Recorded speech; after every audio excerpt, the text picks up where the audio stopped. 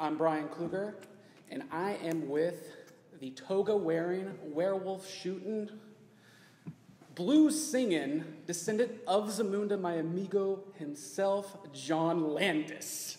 Did you practice that? A little bit. It's very impressive. Very impressive, very impressive. How are you doing today? I'm swell, thank you. You're doing well. I have some questions for you. You've been in the movie business quite a while.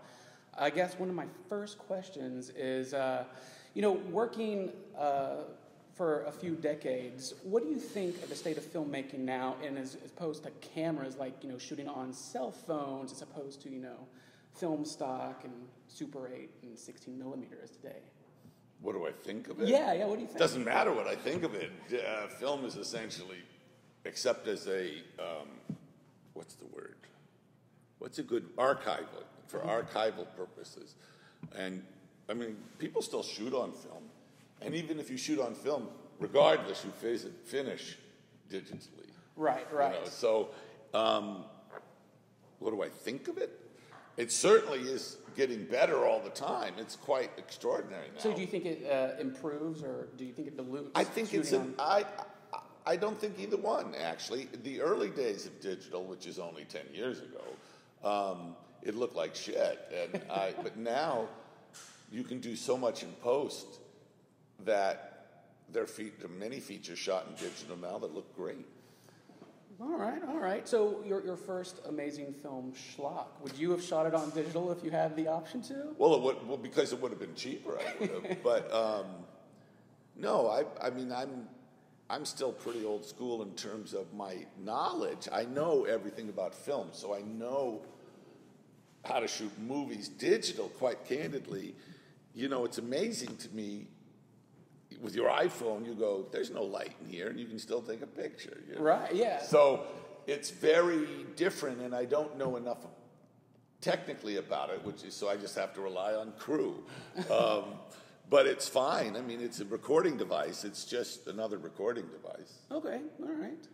The only thing that's really changed is how you should refer to movies, is you should call them motion pictures. Motion pictures. Yeah, because you call them films. The problem is now they're not. So motion pictures, not pieces of cinema, just motion pictures. They're cinema. Okay, cinema. All right. Absolutely cinema. Right. But they're not film. Film is not used that much anymore, even for still photography. Okay, all right. So I want to go to one of your movies, Coming to America, and that movie's 30 years old. It is. It still holds up completely. And I've got to ask about the barbershop scene. In working with Arsenio Hall and Eddie Murphy, how do you direct that scene? Do you just turn on the camera, step aside, and say, 2 hours go, or did you actually write and plan and direct that? How set me up that scene? Well, first of all, once we decided that Eddie and Arsenio would play multiple characters, I didn't want to use any opticals, so no matting or composition or superimposing. So I just shot it straight, which meant, for instance, over the shoulders, where if it's over the shoulder of Akeem onto the Barber, both are Eddie. So we used Charlie Murphy, who was a very good double for Eddie. And so half that scene, who you think you're seeing is not. Also, when Eddie plays the old Jewish guy, Saul, sitting in the, reading the racing form over there, Rick Baker, who made the extraordinary makeup, he based the design of Saul on his father-in-law. Mr. Abascal, who is Sicilian or Italian. He's not Jewish, but, all those Mediterranean guys look the same. So that's why you always have Jews playing Italians and Italians playing Jews, So... right here. Well, it's true. Yeah. What was I saying? It's just that because he based it on his father-in-law, Mr. Abascal, and my wife, Deborah, made a brilliant costume for him with a hump built into him and just really good. I could isolate him there, and you had to figure out your coverage, because Saul is here, and Clint is there, and Arsenio's there, and Eddie's there, and they're all talking to one another. So once I figure out all my sight lines and we set up and shoot, they're all acting basically to me. Okay. I'm off camera doing all the, for Eddie, I'm everybody. And then I cut it together and it plays fluid because that's how film works. And we did improv a little, but no, most of that's written. Most of that was written. Yeah, there's a wonderful, that thing that when Eddie as the old barber goes off on that story about meeting Dr. Martin Luther Which King. is great. Yeah, that was an improv. That was improv. Yeah, when he says, oh, excuse me, I thought you was someone else. And also Clint's line was, you never met Martin Luther King. And he said, you never met no Dr. Martin Luther the King. You know, so we did have, and then I had Eddie as the Jewish guy. I gave him a bunch of lines, and we did certain things, and got all that stuff. And then I just had him make expressions and react to certain things. My favorite thing is I said, okay, I want you to tell a joke. What joke? So I just told him a joke, and I said, okay, now you tell it as Saul. So he tells that joke that I end the movie with. Aha. Aha, which is a great joke. Did he add that, or did you add that? Aha. That's the joke. Oh, yeah. That's the punchline of, that's an old Jewish joke. It is so good. Well, thank you for that. Yeah, I was always wondered that. This is one of my favorite scenes, so I've always it's in the end credits, you know. The whole thing is great. Moving on, you've also worked with Michael Jackson. You did Thriller and Black or White. I was curious on Thriller, working with such a creative talent as Michael and as yourself. Did y'all just mesh together and become the creative duo force right away, or? I don't know you've got to understand, when you work with certain stars, they get credits for things they didn't do. Okay. And Michael was a brilliant performer. Mm-hmm. But he didn't write it, but he gets a writing credit. Mm-hmm. And he didn't produce it, but he gets a producing credit. Okay. And he didn't really choreograph it. Michael Peters choreographed it, but he gets a choreo. But you know, that one I would say is fair. But it's his production company. But Michael, basically, he was a big fan of An American Werewolf in London. Mm-hmm. And he was particularly taken with the Metamorphosis, the Rick Baker. Because American Werewolf was like one of the first times you saw the actual transformation on screen, right? I guess it was done in real time, and he was naked, and there were no cutaways. And there's one cutaway to Mickey Mouse, but other than that, there's no opticals in it. And anyway, he was very taken with it, and he wanted to turn into a monster. That was his. I want to turn into a monster. So what kind of monster? And so I had Rick Baker come over, and we talked, and we ended up with the werecat thing, which is kind of based on the teenage werewolf. You know, it's why it's set in the 50s. Right. Yes. The movie they're watching, and then zombies. We said, let's have dancing. I think Michael wanted. Rick Baker thinks he wanted zombies, but I think it was Michael. But in any case, so it was zombies and a werecat monster. And it doesn't really make sense. It's just a dance video, you know. But it makes perfect sense on how they're going through and just the whole thing. I thought it was still one of the best videos, if not the best video of all time. Who knows? You know, there are lots of really good videos. But what was wonderful is it captures Michael in his prime. So right, exactly. That's pretty exciting. He was an absolutely extraordinarily gifted and brilliant performer. Right. Incredible. Did you ever see him live? So I was actually slated to, I actually had tickets to night 4 at the O2 Arena before he... So the answer is no? The answer is no. Yeah. So no. Unfortunately, did you ever get to see him live at a concert? 40 or 50 times.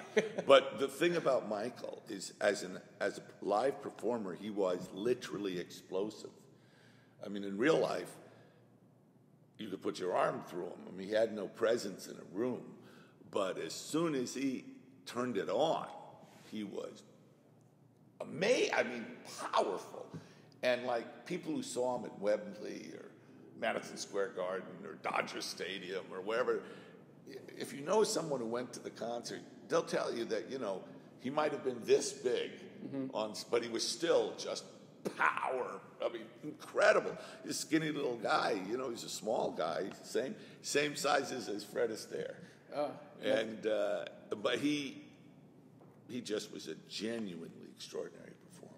And yes, he was. And he was known as kind of like a prankster on set, doing some fun pranks. Did you ever? Well, Michael, you know, he had no childhood. Yeah.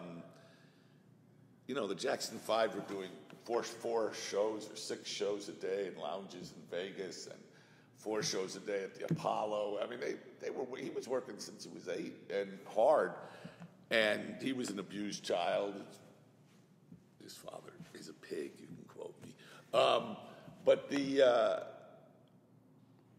I really liked Mike. He was a good, I enjoyed him. And if you look at what's so interesting about the making of Thriller, which is still great. Well, it's unusual in that it's completely accurate. Mm-hmm. There you go.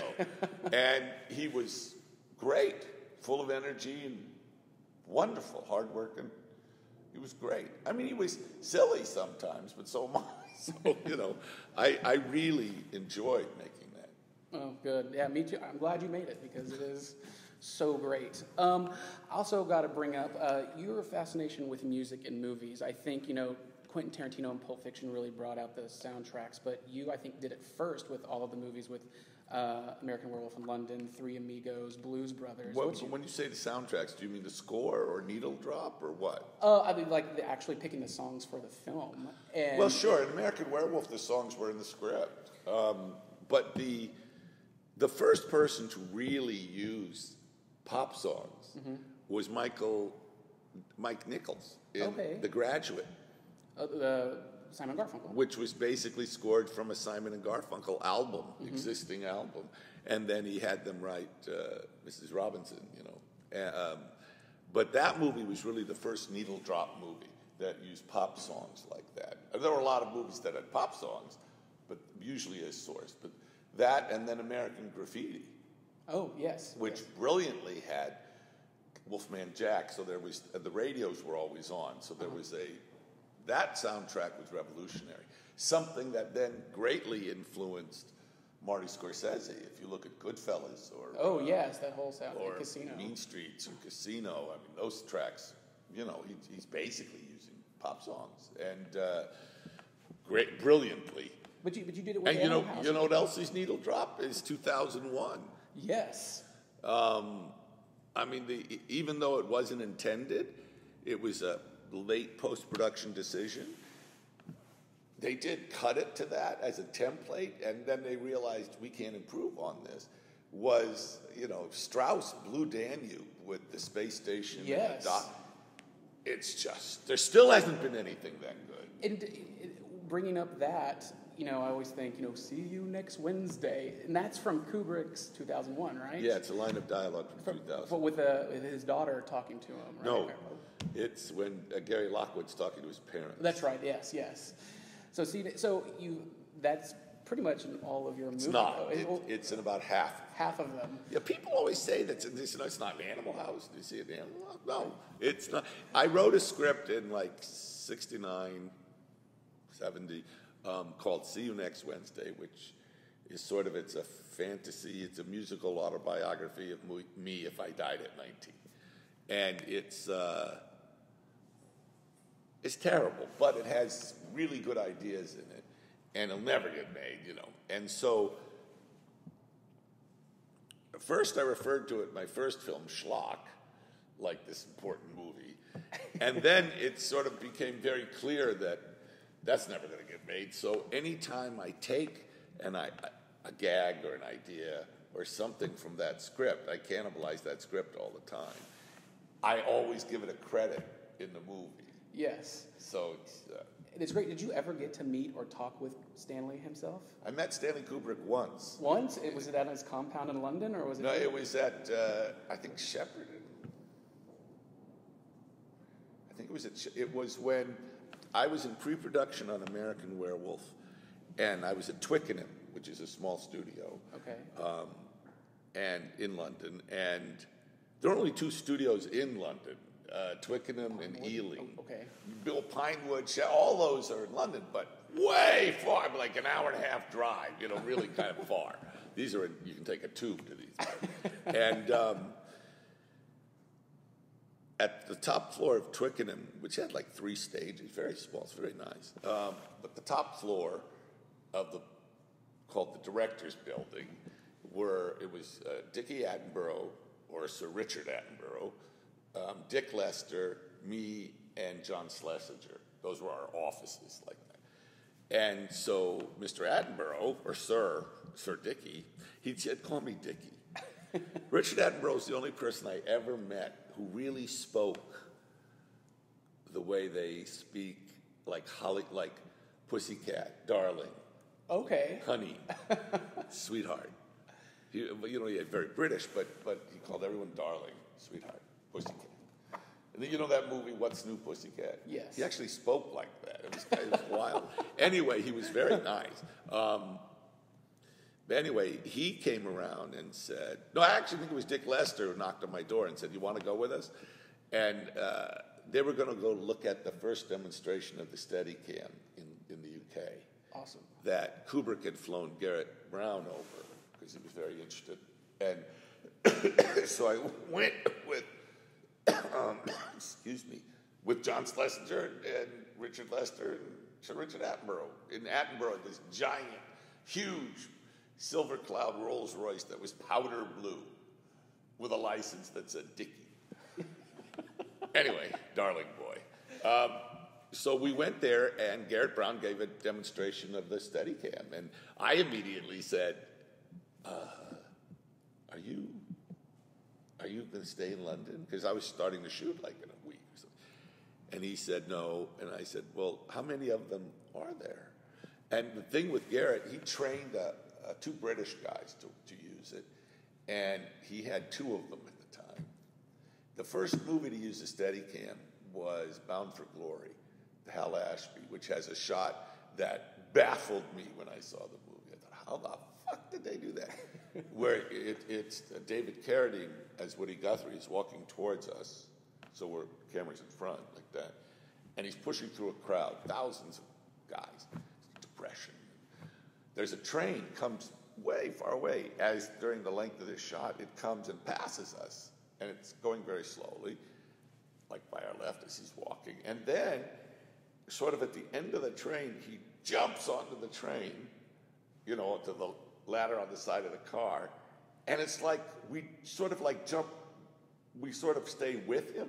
Uh-huh. So from doing this, now we're here on a moving train, and then he climbs up the ladder, and we go up with him, and then he steps onto the roof.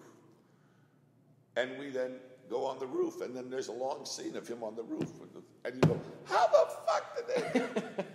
And the way they did it was they had a Chapman crane, and Garrett Brown, the operator, was on a platform, and that's all counterweight, So it was complicated, but there was a long tracking shot, and then when he jumped, the crane just armed up and kept speed. So they did this, and then armed to the thing, and then when he stepped onto got to the roof, Garrett stepped from the moving platform with all these grips to the train. They're all the guys and stuff, and it was an incredible shot. And then, of course, I'm not sure how people noticed it in Goodfellas, that incredible shot. Going through the restaurant. Coppola through the kitchen. And what was so interesting was, how it ends on Henny Youngman saying, "Take my wife, please"? Yes. They did it perfectly 3 times, and Henny fucked the line. All 3 times. So the third one worked, but, it took like a whole day. That's great. And then that's when you met Kubrick? I met Kubrick at that thing. Okay. And he was a real New York guy. I mean, I worship him. I think he's just made extraordinary, unique movies. Dr. Strangelove.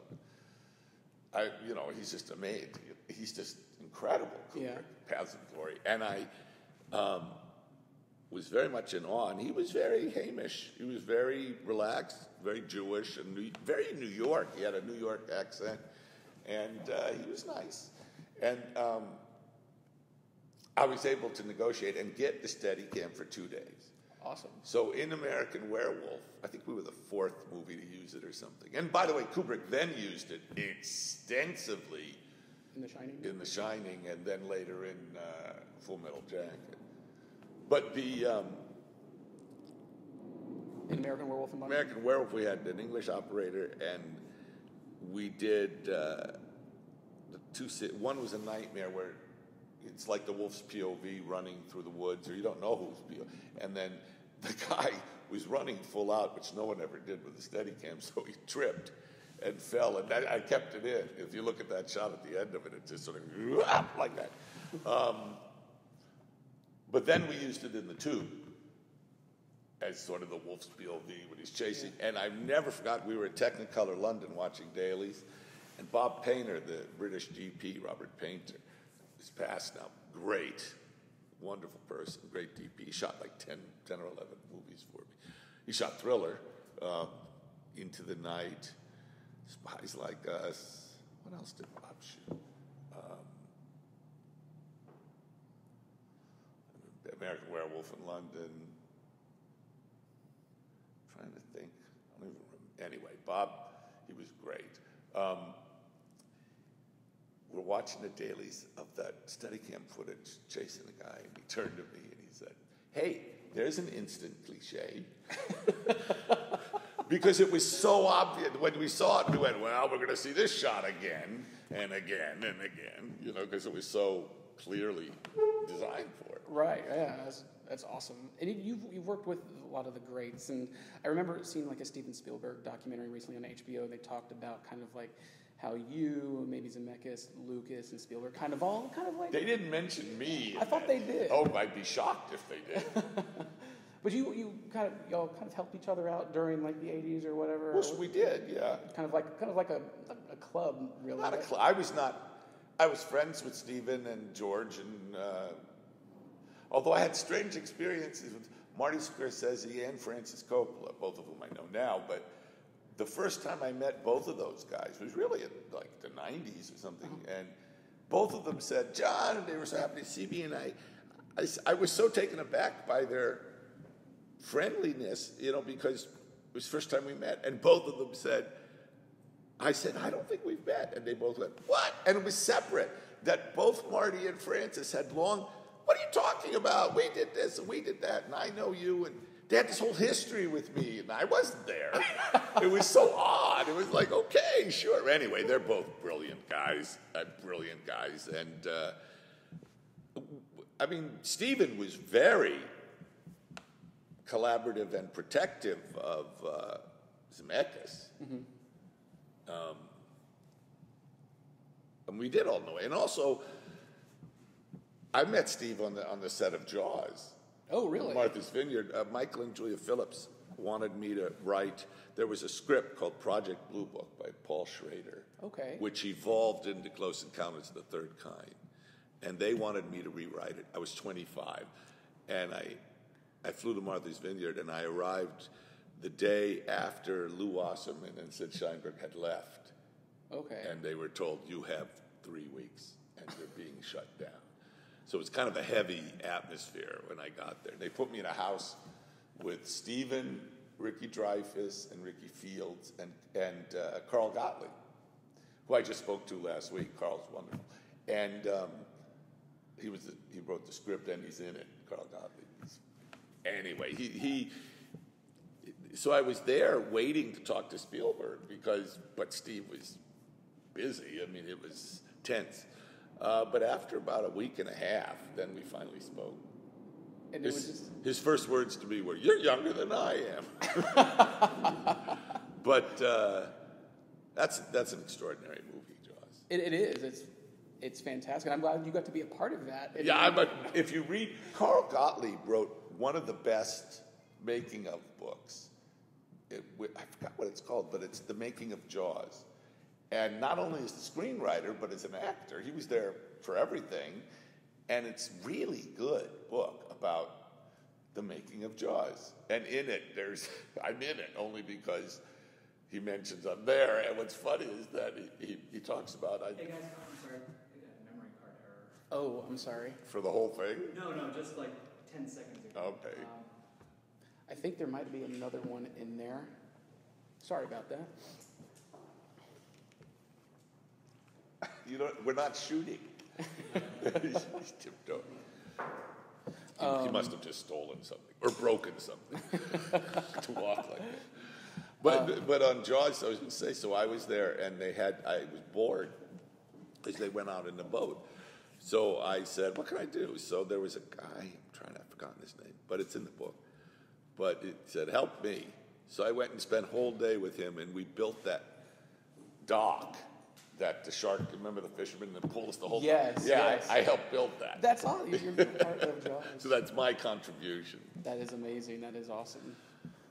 But then right after that, I got offered a really good job.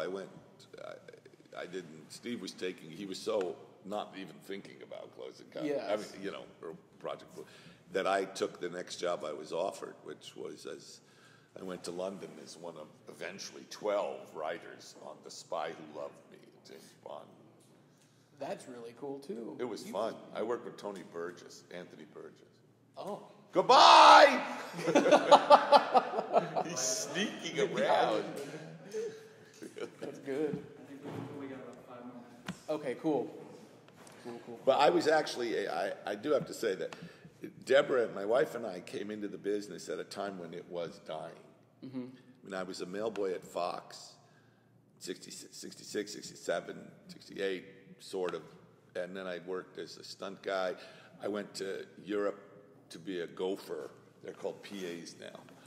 I love that, production assistants. We were called gophers or schleppers. Fake shemps, that Sam Raimi liked to say. Fake shemp.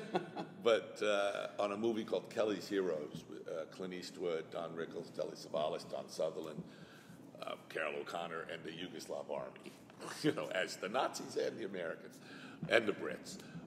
Big World War II comedy. And so I was in Yugoslavia for a long time, and then 9 months, and then Jim O'Rourke and I drove to Spain. And so we were in Spain for the spaghetti boom. So I got there in like 70, 71. So I was 69 actually, but I was there for over a year and got to work on many movies. I've worked on so many movies, big and small, and not all, but mostly westerns. Which is great because we've talked about westerns earlier, and that's great that you have worked and you're so passionate about. They're just the most fun, And Yeah. I learned I got pretty good. I would never even attempt it now, but I got pretty good at you're falling off horses. Getting shot. Yeah. That's pretty great. Like, so did you get to like direct the stuntman in your own movies? Like this is how you fall. This is how you run. Well, I wouldn't presume to. No, the stunt people are responsible. You have a stunt coordinator, and they're responsible. And also, it's interesting how things have changed in terms of stunts because, like in the Blues Brothers, you look at that. All that's real. Yeah, those. And you spend a great deal of time hiding wires and cables and things, and you have to light and hide. Yeah. Now you can do anything, and because you can just erase all the safety harnesses. Yeah. And just erase things. So it's much simpler and safer to shoot stunts now. And also the stuntmen have changed. Traditional Hollywood stuntmen all came from rodeo. So they were like balls out, Hal Needham, yeehaw, Yakima Canutt. They were all cowboys and could really take physical punishment, and bull riders and stuff. And now almost all the stunt coordinators come out of martial arts or dance, and it's very different. It's interesting how that's changed over time. Yeah. I have 2 more quick questions. My first one is, I know your son is really into pro wrestling. I wonder if you were the conduit for him to get into pro wrestling. Watched it. As a kid, I remember Haystack Calhoun and Gorgeous George and stuff, but I was never really into. I always knew it was fake. Right. And my son, as a little kid, got into wrestling long before it was hip to get into it. And my friend Andy Kaufman was fascinated by wrestling. I had several meals with Freddie Blassie and Andy, which were pretty memorable. But and Bob Smuda, those guys. But the wrestling, Max really got into it on the narrative side, because it's really like kabuki. If you watch, especially the WWE, it's become so stylized that it's about mostly entrances and exits. Yep. And, they have all these storylines. They're called face and, the good guy, the bad guy.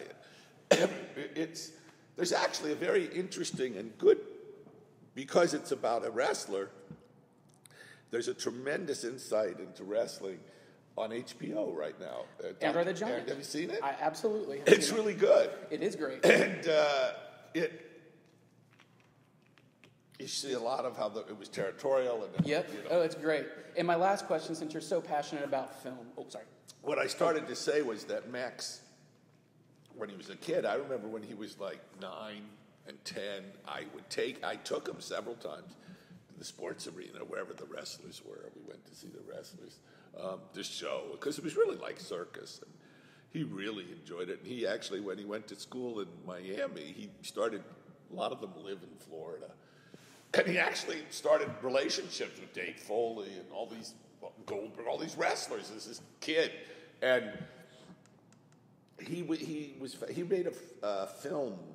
Yeah, it was a documentary on this is still real to It's called Wrestling Isn't Wrestling. Yeah. Years ago, God, that's years ago. That got millions of hits on YouTube, and all of the wrestlers loved it. Yes. So he became.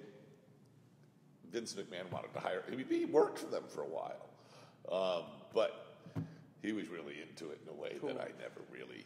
I'm impressed by the physical skills of wrestlers. I mean, good wrestlers really do work so hard, and it's hard to sell a gag. When they do all these body slams and things. The guy who's doling out the punishment is the guy responsible for protecting the other player. They work it out, and there's all these. It's like kabuki. It's so ritualized and stylized. Yeah, no, I love it. Max is really into it, and wrestling isn't wrestling is fascinating because what's that character? He's married to Stephanie McMahon. Triple H. Triple H. Yeah. He does this faux biography of Triple H. That Triple H loved. Yeah. And what's interesting about wrestling isn't wrestling, and I think what the wrestlers responded to is the fact that he makes this passionate argument for wrestling as art. It is. And he's very sincere. It is. It's a great doc. I love it. Did you ever, there's a wonderful doc called Beyond the Mat. Yes, and that was with Ron Howard Studios or something. They had nothing to do with it. But they did. That was paid for and made as a passion project by Barry Blaustein. Yes. Who was one of the writers of Coming to America. Awesome. And he worked with Eddie on Saturday Night Live, David Shedfield and Barry. But what's fascinating about Beyond the Mat is it gets in a little more of the politics in terms of wrestling's basically a monopoly now by Vince McMahon. Yes. And they're not treated very well or paid very well for what they do. Yeah, they're paid, but they have to pay their own lodging and travel. They are not well treated, and it's fascinating how people like Dick Batista and The Rock, certain people have crossed over into mainstream movie stardom. It's fascinating. It is. It's fun to see how it's progressed from the early '80s or '70s to now. Well, one of the things about Beyond the Mat that's fun is that's when when The Rock was a villain. Yeah, and not a lot of people know that Rock was the villain, and that shows that match at that pay-per-view of him hitting Foley in the head 16 times with a chair, and then passing out in the famous shot of his daughters watching it crying. It's real. So I remember that. It's a powerful scene. Yeah. Anyway, Max is ahead of the curve, really. All right, my last question is, I know you're passionate about films. What are some of your favorite, couple of your favorite scenes from movies that have always stuck with you that you just love? Hundreds of scenes. There's so many movies. That's why I won't participate. It's very hard when they say, name the 5 best movies or there's these 10 best lists. What a horseshit thing. I mean, because you get movies like, let's name some great movies. movies.